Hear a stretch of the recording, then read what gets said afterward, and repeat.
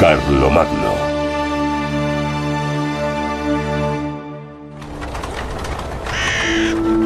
Episodio primero.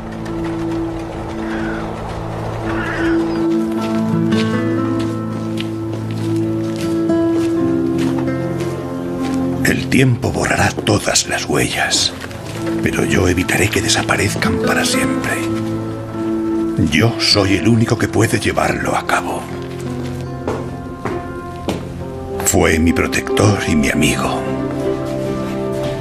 Y es mi obligación sagrada no dejar que ese grande de su tiempo caiga en el olvido.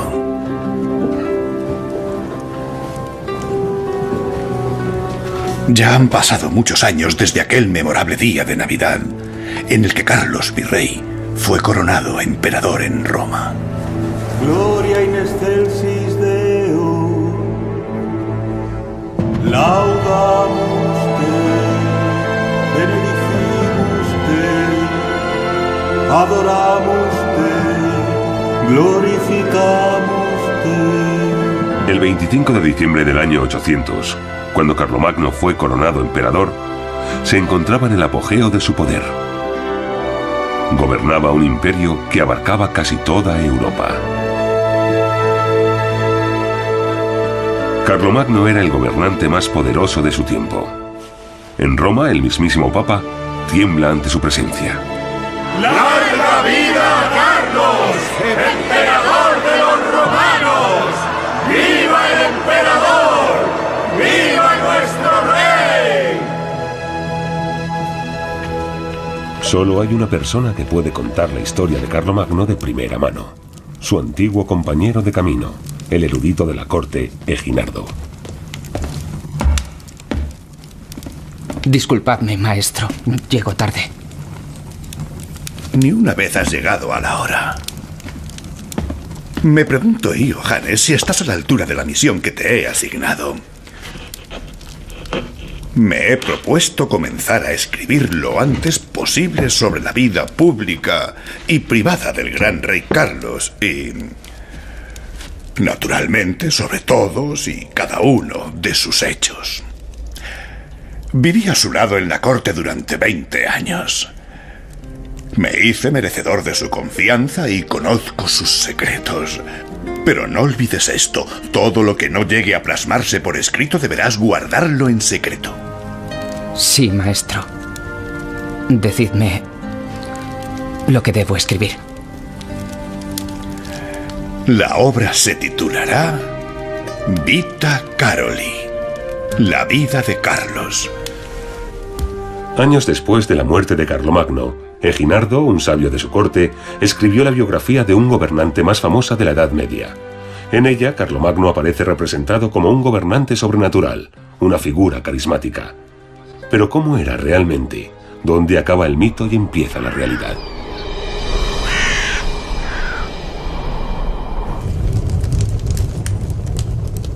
La historia comienza en una época turbulenta.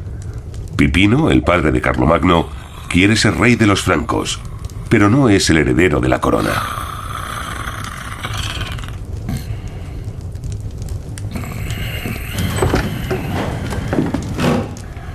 Ya está amaneciendo.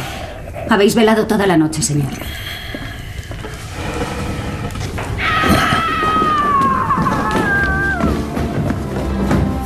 El ambicioso Pipino desea tener un hijo para poder fundar su propia dinastía.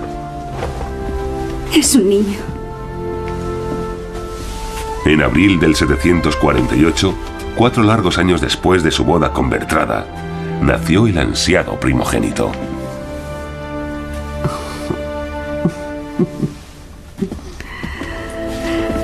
Dale la noticia a tu señor. Se puso muy nerviosa tras su matrimonio porque no conseguía tener hijos. Su posición, y por supuesto la de su marido, dependía de que consiguieran tener un hijo varón. Al parecer, rogaba a Dios con desesperación que le permitiera quedarse embarazada, y fue cuando tuvo a Carlomagno. Supongo que entonces se sentiría muy aliviada. Señor, es un niño sano y hermoso. Ahora empieza mi futuro y el vuestro. Mi hijo será bautizado con el nombre de Carlos, como mi padre. Y será uno de los más grandes. Dios bendiga al futuro rey. El reino franco, que se componía de múltiples principados, llevaba generaciones gobernado por los merovingios. Pero Pipino, el padre de Carlomagno, tenía buenos argumentos para conseguir el apoyo de los príncipes en su asalto al poder.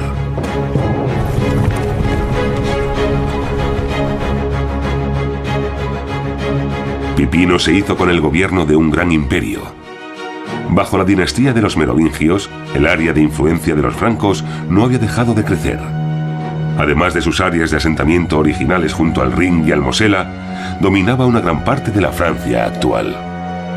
En 3 siglos, el reino de los francos llegó a ser una gran potencia en Europa. Abad Burcardo, ¿cómo están las cosas en vuestra tierra?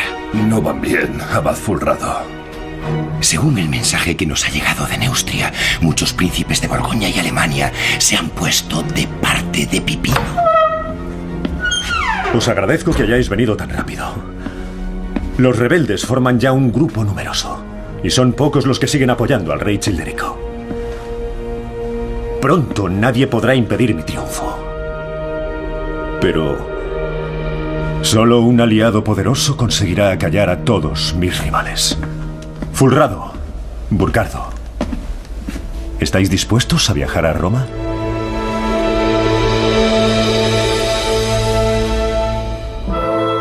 La clave del plan de Pipino era el Papa.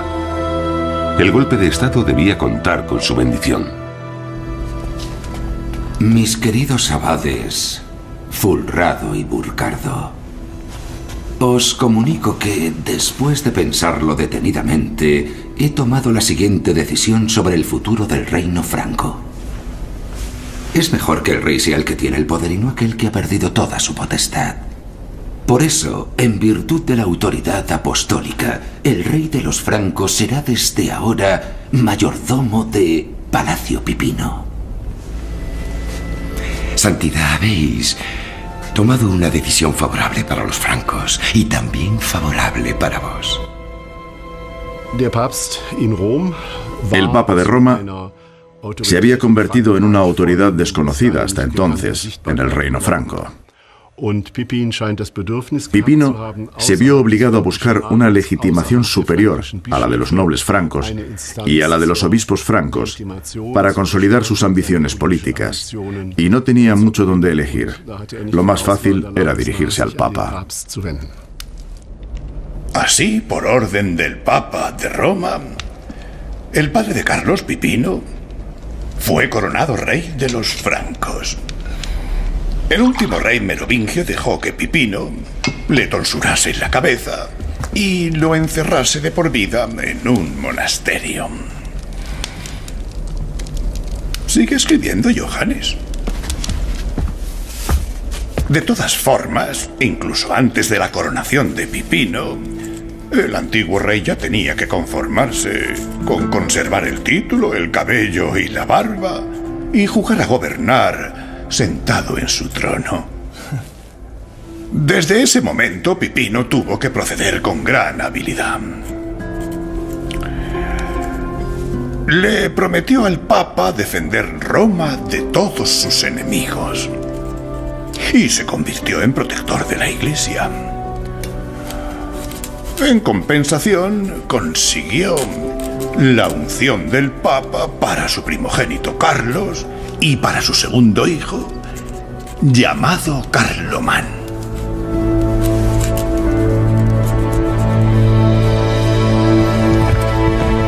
En la nueva casa real carolingia había 2 herederos al trono, Carlomagno y su hermano Carlomán.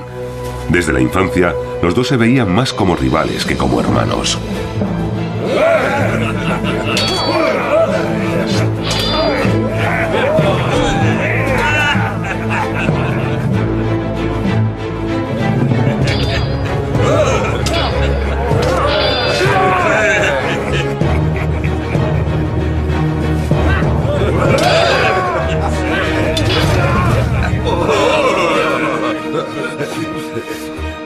basta!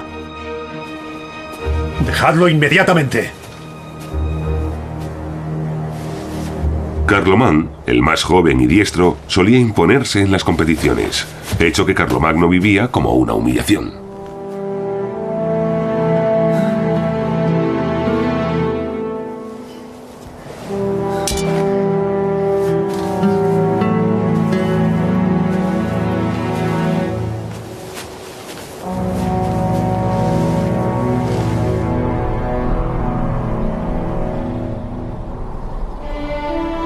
Os he reunido aquí para que seáis testigos de mis últimas voluntades.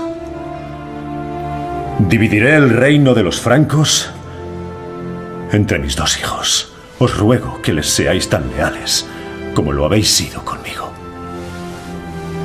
Además, determino que tú, Carlos, reines en el norte de Neustria y Austrasia y en el oeste de Aquitania. A ti, mi querido hijo, te dejo el este de Aquitania, Borgoña, Provenza, Alemania y el sur de Neustria y Austrasia. Esta decisión es irrevocable.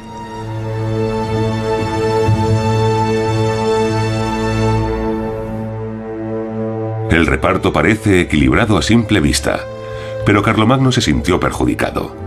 Su reino se dispone en un semicírculo alrededor del de su hermano, por lo que se verá obligado a realizar viajes mucho más largos. Pipino repartió su reino de una forma bastante extraña y geográficamente incoherente. Los territorios de Carlomagno rodeaban los de Carlomán y cada uno tenía una parte de Aquitania. Ya desde los tiempos de los merovingios, Aquitania era una región muy preciada. El objetivo de Pipino al repartir así su herencia era seguramente obligar a sus hijos a colaborar, algo que no supieron hacer, que no quisieron hacer. Había una fuerte rivalidad por la supremacía. En la famosa abadía de Saint-Denis se encuentran las tumbas de los reyes francos. También el padre de Carlomagno, Pipino, yace aquí junto a su esposa Bertrada.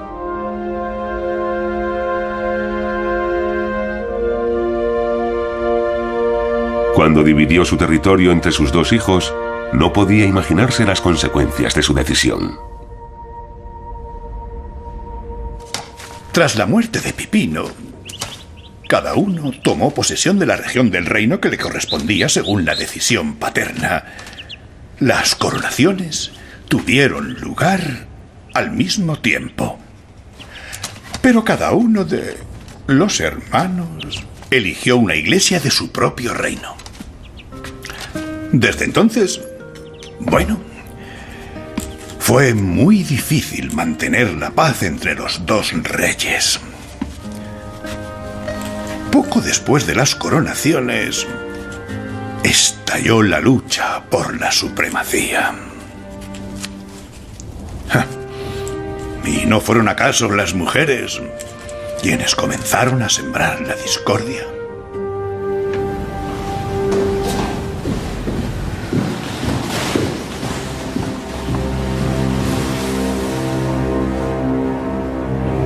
Esta era también la intención de tu padre. La familia es muy rica e influyente. Con este matrimonio, los bávaros y los lombardos estarán de mi lado. Mi reino será más fuerte.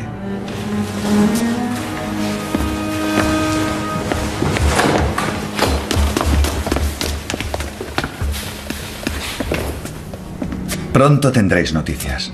Ve con mi bendición, hijo mío.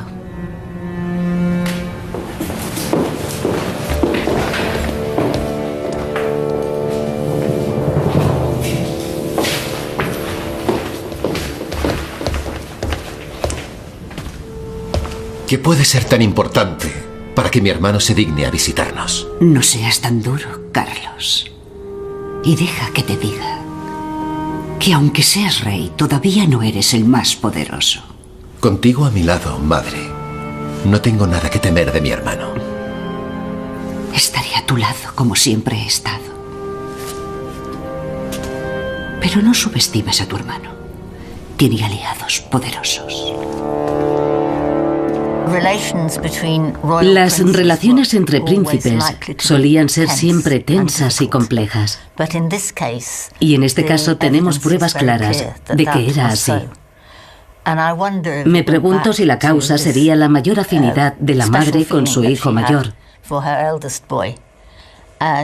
Tras la muerte de Pipino, cuando estuvo claro que la relación entre los hermanos no era buena, Bertrada intentó poner paz entre ellos, aunque creo que su preferido era Carlos.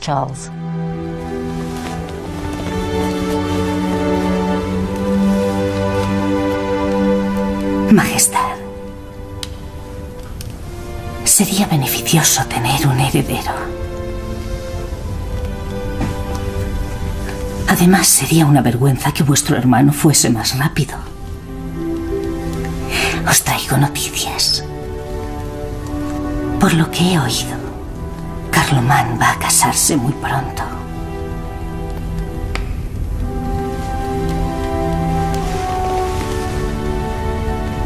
Ya está viviendo con su futura esposa.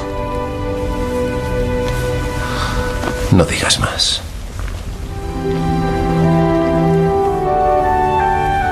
No te preocupes por eso.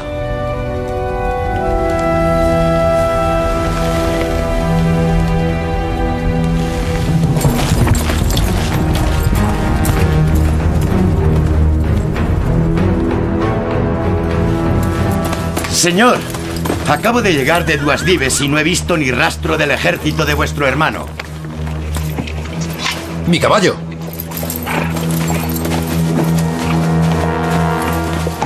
En las fronteras del reino hay una rebelión. En un caso así, los dos hermanos están obligados a colaborar militarmente. Aquitania, conquistada por el rey Pipino, se levanta contra los ocupadores francos bajo el mando de su antiguo señor, Unaldo. Carlomagno esperó a su hermano en Moncontour, a 500 kilómetros de la zona del conflicto, para marchar juntos contra Aquitania. Pero Carlomán no se presentó en el lugar acordado. Sin vuestra asistencia militar, vuestro hermano se lanzará contra la espada de Unaldo. Ese es el plan. Atacará sin mi ayuda. Se sentirá obligado por su honor y por el de nuestro padre. ¿Y qué vais a hacer cuando caiga derrotado?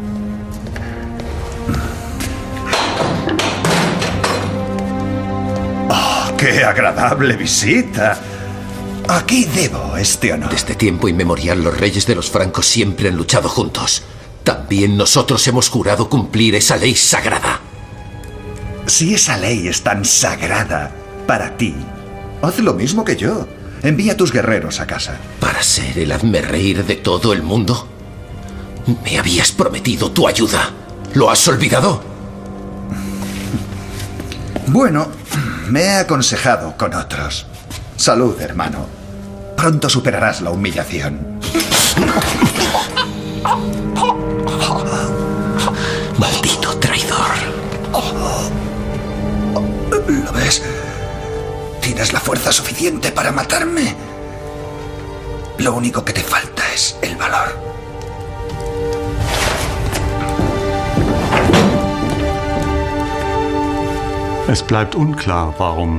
No está claro por qué Carlomán se negó a ayudar. ¿Quería dejar a su hermano en una situación comprometida? ¿Estaba aliado con los aquitanos?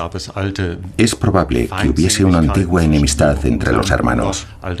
Las fuentes no lo aclaran, pero lo que sí sabemos es que Carlomagno se quedó solo tras el enfrentamiento con su hermano.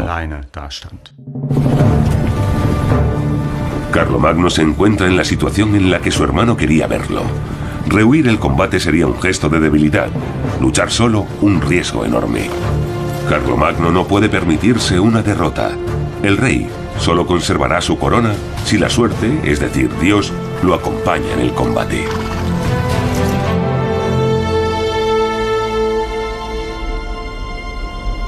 Puede que Carlomagno se sintiera seguro de sí mismo por contar con las armas y la tecnología militar más avanzadas. Eso indica un valioso documento de la biblioteca de la Abadía de San Galo, una de las bibliotecas más grandes y antiguas del mundo.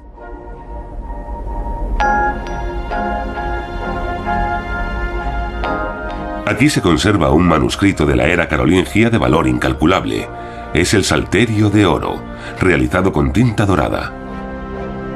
Muestra a los francos al ataque con arcos y flechas, con espadas y escudos. Como protección, los soldados llevan cota de malla y armadura de escama, una tecnología muy avanzada para su tiempo.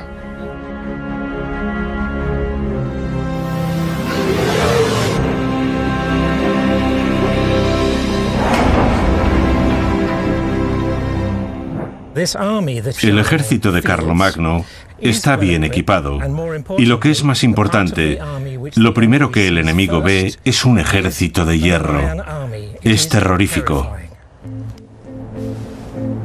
Un experimento va a estudiar la velocidad y la fuerza de percusión que alcanza una flecha al golpear la armadura. El recorrido de la flecha se grabará con una cámara de alta velocidad. La diana es un torso hecho de jabón del grosor de un cuerpo humano. El tirador y el maniquí están exactamente a 10 metros.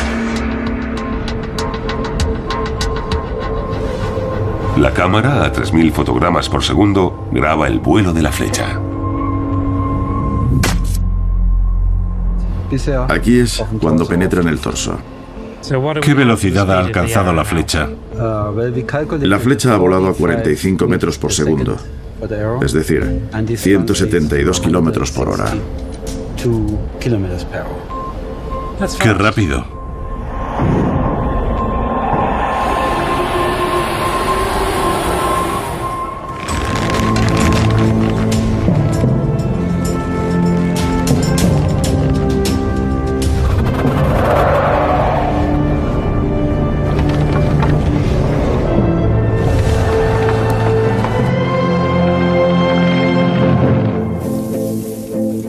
¿Qué protección ofrecían las cotas de malla y las armaduras de escamas? ¿Eran la auténtica arma secreta del ejército franco?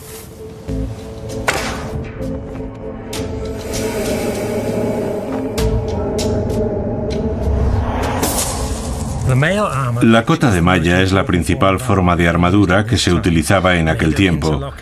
Estaba hecha de anillos entrelazados y protegía principalmente contra espadas, lanzas y armas cortantes, pero no era muy eficaz contra las flechas, como demuestra nuestro experimento.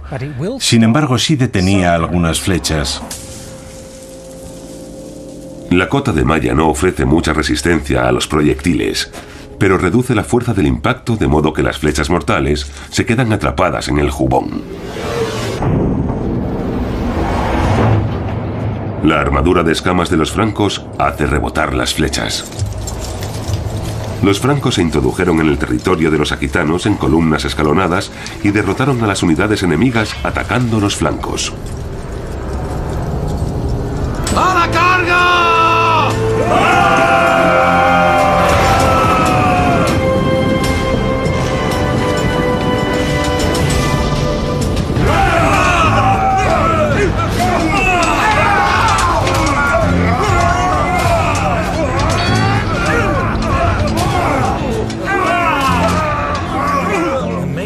El factor más importante en los éxitos militares de Carlomagno es simplemente el dinero.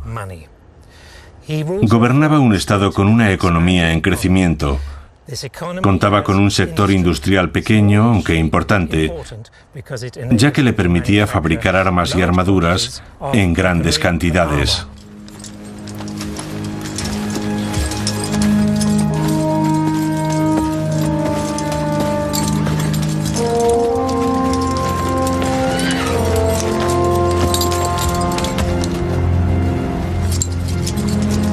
¡Señor! ¡Señor! Tenéis un hijo. Vuestra esposa ha dado a luz un niño. ¡Tenemos un heredero! ¡Los francos seremos los vencedores! ¡Ja!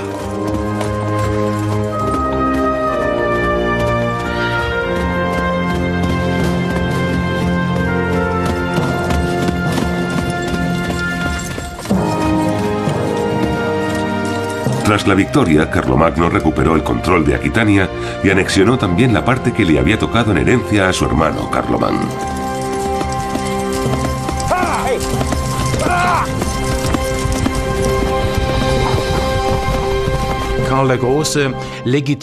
El éxito en la batalla de Carlomagno legitima su reinado. Le permite demostrar a su corte que es un rey soldado capaz de vencer, y eso da legitimidad y estabilidad a su gobierno. Probablemente su hermano no había pensado que si Carlomagno vencía, él, como hermano menor, quedaría en una posición secundaria. Así que podemos suponer que Carlomán se arrepintió de no haber asistido a su hermano en la liberación de Aquitania. Carlos le dio a su hijo el nombre de su padre, Pipino. Además, estaba feliz por haber dejado clara su superioridad ante su hermano con su demostración de fuerza. Pero pocos meses después pasó algo inaudito. Carlomán también bautizó a su primogénito con el nombre de Pipino. Fue una gran provocación hacia su hermano. Debes saber que Carlos siempre soportó con paciencia la hostilidad y los celos de su hermano. Sí, también entonces la gente se sorprendía de que nunca reaccionase con furia. Más bien se ocupaba de sus asuntos a su manera. O tal vez sea mejor decir que fue su madre la que empezó a organizar a su manera los asuntos de su hijo.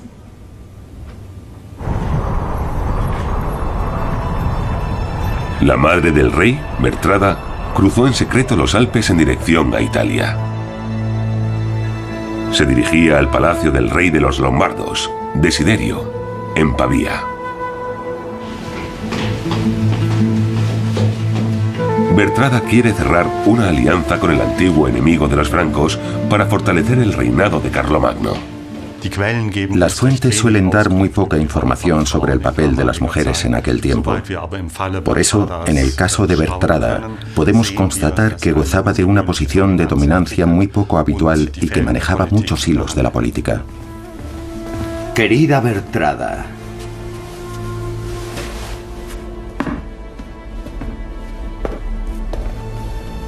soy, si me lo permitís, una mujer digna de admiración. Os lo agradezco, estimado Desiderio. Me gusta que nuestra reunión comience así. Bien, cada vez me parece más sorprendente la distancia que separa el hermoso reino de los lombardos de la corte de los francos. Deberíamos hacer algo para remediarlo. Con vuestro permiso, me gustaría presentaros a mi hija. Esta princesa se casará con Carlomagno, sellando una alianza con los lombardos que les permitirá rodear el reino de Carlomán desde el norte, el oeste y el sur. Ese es el plan. El único problema es el Papa, que desconfía de la alianza entre los enemigos de Roma, los lombardos, y sus protectores, los francos. El Papa, Esteban III, ve en la estrategia de Bertrada la mano del diablo y escribe directamente al rey de los francos. Ya en el paraíso, Satanás se sirvió de una mujer para incitar al incumplimiento de la ley divina. Ahora vuelve a utilizar el mismo método. Este matrimonio es una inspiración diabólica. El noble y excelente pueblo de los francos no puede ni debe unirse con esos malditos lombardos. El mismo San Pedro implora por el temible día del juicio final que el rey de los francos no se despose con la hija del rey de los lombardos. Pero Bertrada impuso su decisión. Carlos se separó de su esposa Imiltruda y la envió, como suele hacerse en esos casos, a vivir a un convento.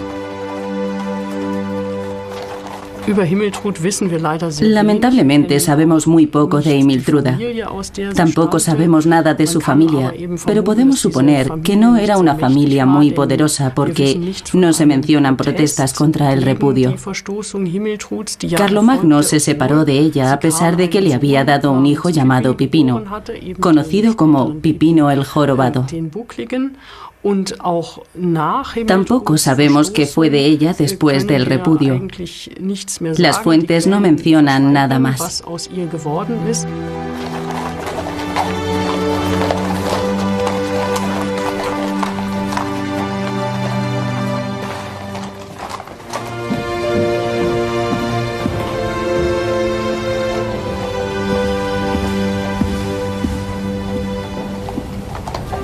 Carlos, tu prometida ha recorrido un largo camino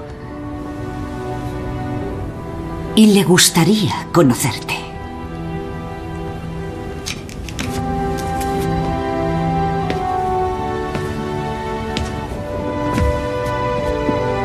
Espero que vuestro viaje no haya sido fatigoso.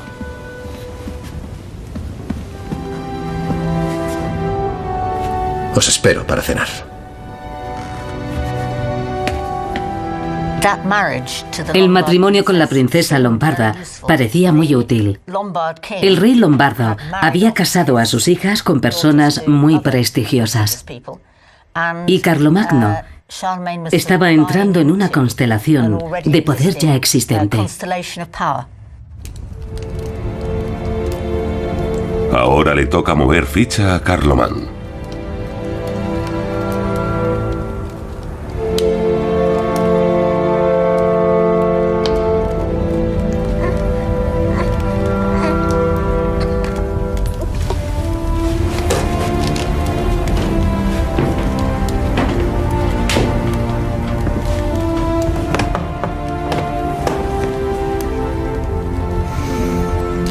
Ya sé lo que hay que hacer ahora. Nuestro segundo hijo recibirá el santo bautismo de manos del mismo Papa. Mañana enviaré una carta a Roma.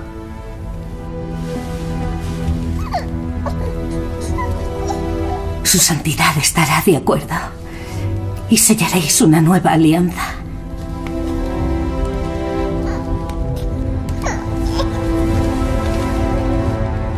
Pero Carlos, y sobre todo Bertrada, no querían permitir una alianza entre Carlomán y el Papa. Y la alianza no llegó a establecerse, porque, como era de esperar, Bertrada empezó a mover los hilos una vez más y consiguió atraer al Papa a su terreno. Carlomán se enfadó tanto que llegó a pensar en marchar contra Roma. ¿Quería atacar la ciudad del apóstol San Pedro? Así es. Y en ese caso habría estallado la guerra fratricida que amenazaba desde hacía tiempo. Pero la providencia tenía otros proyectos. A veces los caminos del Señor son realmente inescrutables.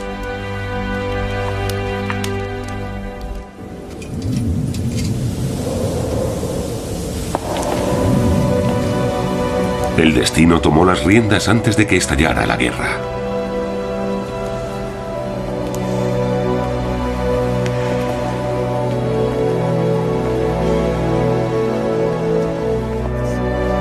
Con solo 20 años, Carlomán murió en circunstancias misteriosas.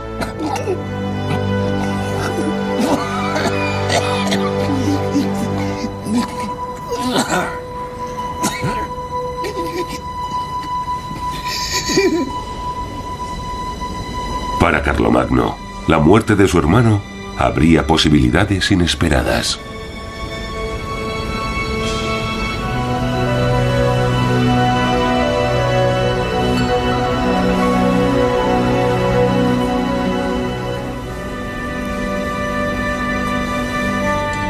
Cuida de nuestros dos hijos y protégete de mi hermano. No debes permitir que se haga con la corona.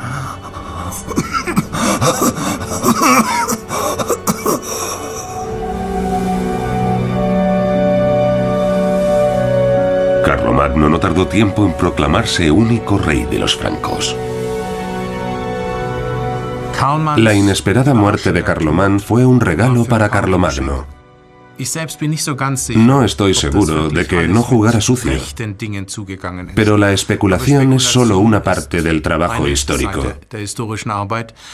La otra es la declaración de los testigos, que en este caso no da indicios de que Carlomagno tuviera algo que ver con la muerte de su hermano.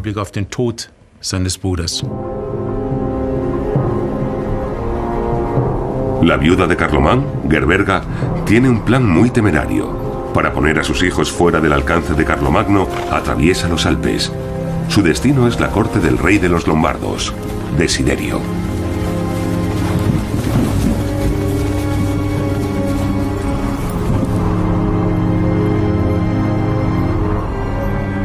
Gerberga huye a Italia, probablemente con la esperanza de poder enfrentarse a su poderoso cuñado y derrotarlo con la ayuda de los lombardos.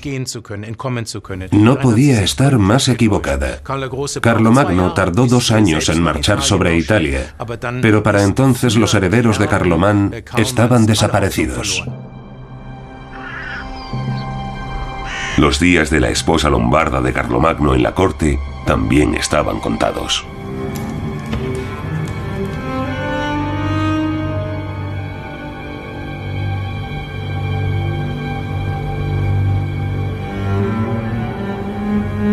¿No viene tu esposa? Ya se ha sentado a mi mesa demasiadas veces. Cometí un error.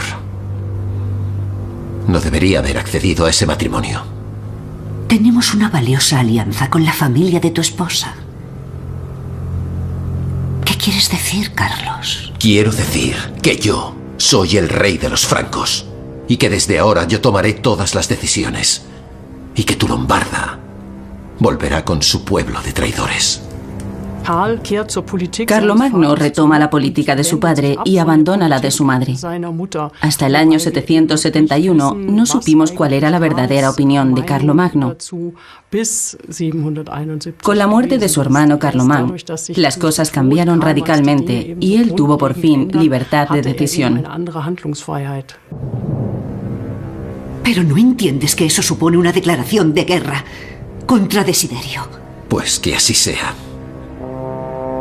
¿Acaso no luchó mi padre contra los lombardos? ¿Y por el Papa? Los tiempos de tu padre ya han pasado. No necesitamos guerras, sino alianzas. Te equivocas, madre. ¿Por qué se esconde mi cuñada en la corte de Desiderio? Confía en que ayude a sus hijos a hacerse con la corona a mis espaldas. No creo que sea esa la intención de tu cuñada. La guerra, madre, empezó hace mucho tiempo. Y tú ya no tomas las decisiones.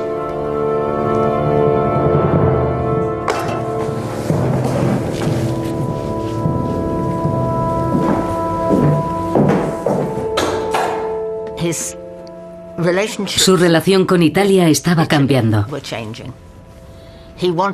Quería una alianza con el papado y tenía que deshacerse de los lombardos.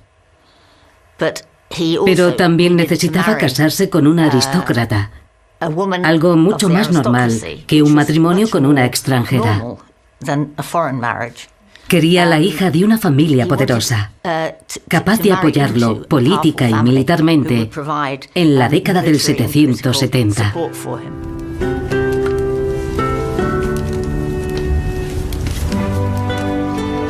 Carlomagno se casó con Hildegarda, la hija de un conde de la nobleza. Ya hacía tiempo que había enviado a su esposa lombarda con su padre.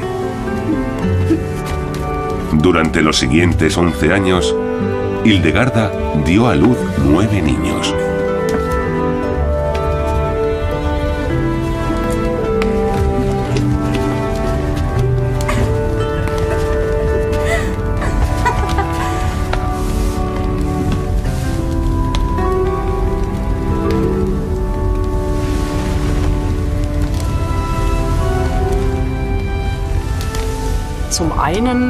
Por una parte, Hildegarda tenía familiares en el reino de Carlomán. Su padre era un gran apoyo para Carlomagno en ese territorio. Además, la joven Hildegarda, que tenía entonces 14 años, tuvo que ser encantadora, ya que consiguió reconciliarse con quienes se oponían al matrimonio. Por lo que sabemos, llegó a ser una de las reinas más queridas.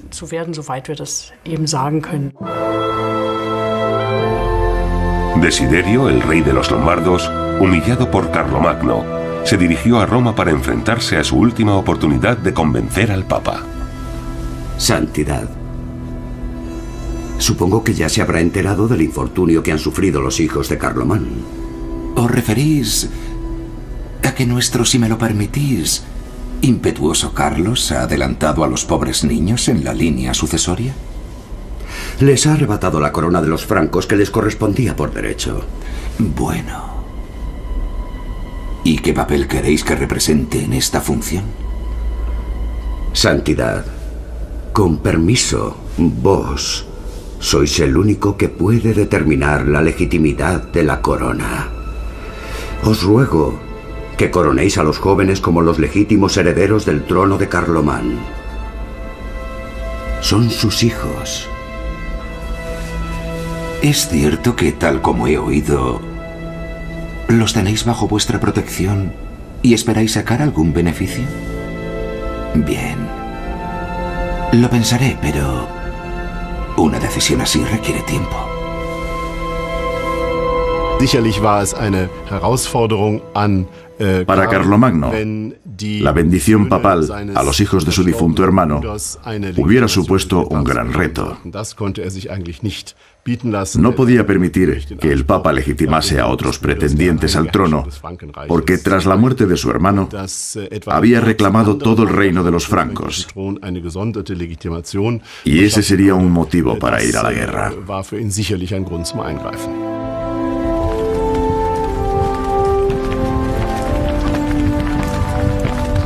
En mayo del año 772, la guerra con los lombardos parecía inevitable. Pero el trato que Carlomagno había dispensado a sus sobrinos molestó a muchos nobles del reino. La situación es muy tensa cuando Carlomagno, como cada año, renueva los juramentos del vasallaje. Príncipe Guerol, el fiel vasallo de mi hermano. Y ahora, si Dios lo permite, el vuestro. Y también mi cuñado. ¡Vamos! ¡No perdamos tiempo!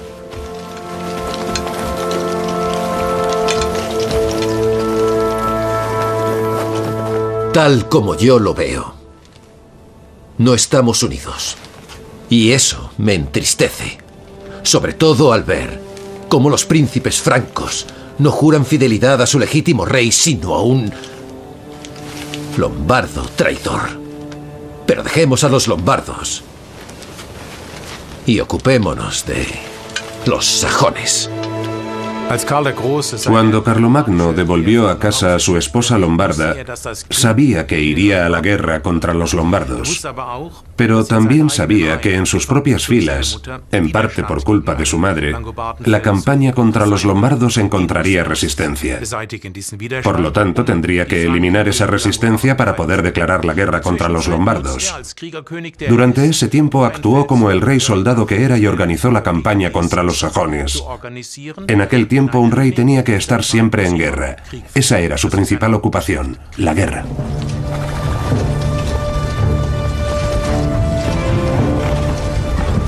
Pipino, el padre de Carlomagno, ya se había enfrentado a los sajones, una confederación de tribus germánicas. Su hijo estaba siguiendo sus pasos. Los sajones llevaban años introduciéndose cada vez más en el norte del reino de los francos. Carlomagno decidió ir un paso más allá que su padre. En el año 772, decidió introducirse brutalmente en el territorio sajón hasta el Weser superior.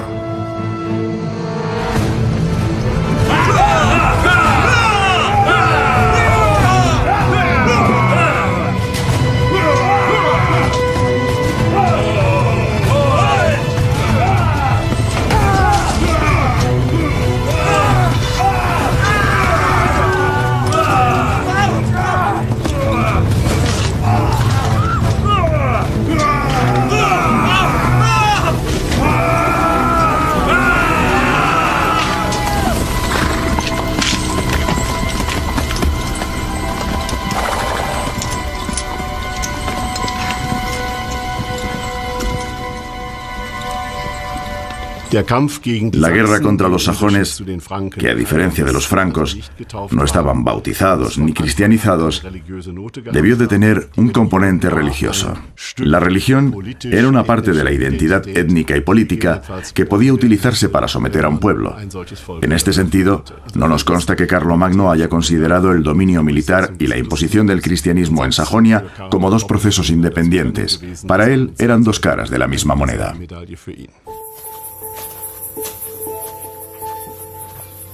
¿Quiénes eran los sajones? ¿Cómo y dónde vivían? Se dice que los imponentes megalitos de Exterstein, de las montañas de Ege, eran un lugar de culto para los sajones, un pueblo germánico pagano que dedicaba sacrificios animales a los dioses de la naturaleza. El doctor en física, Clemens Boda, intenta determinar si estas cámaras artificiales se seguían utilizando en tiempos de Carlomagno. Es muy probable que se hayan seguido utilizando. En la entrada el desgaste es muy pronunciado.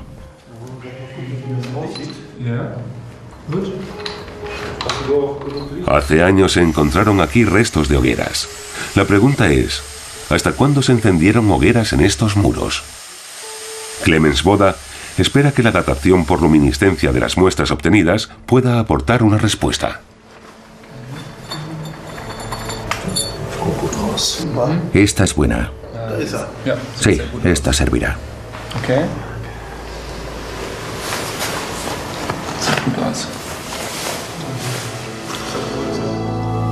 Se sabe poco sobre los rituales religiosos de los sajones.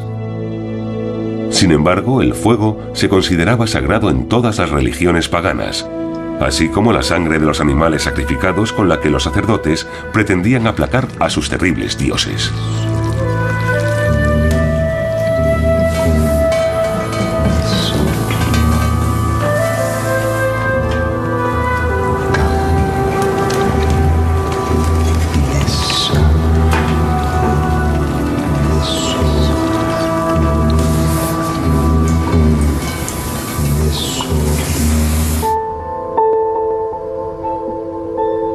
Clemens Boda data las muestras mediante luminiscencia estimulada ópticamente. Así puede determinar el momento del último aumento de temperatura de los granos de cuarzo contenidos en la roca. Tarda varios días en preparar y analizar las muestras.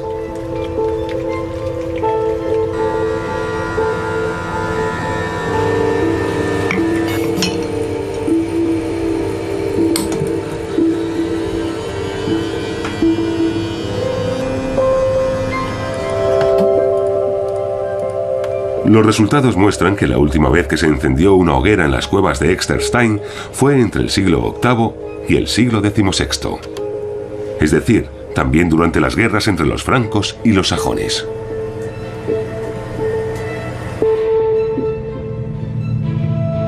No es posible determinar si eran hogueras utilizadas para rituales, porque no hay restos arqueológicos que lo indiquen.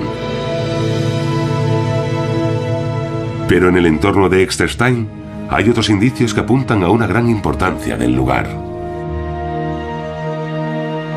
Muchos creen que aquí se encontraba el legendario Irminsul, la principal reliquia de los sajones. Se trataba de un árbol inmenso que soportaba la bóveda celeste. En el muro exterior de la cueva principal se talló en el siglo XVI un relieve cristiano que mostraba un descendimiento. Pero el relieve incluye un detalle llamativo: la representación de la horcadura de un árbol similar a las descripciones de Irminsul.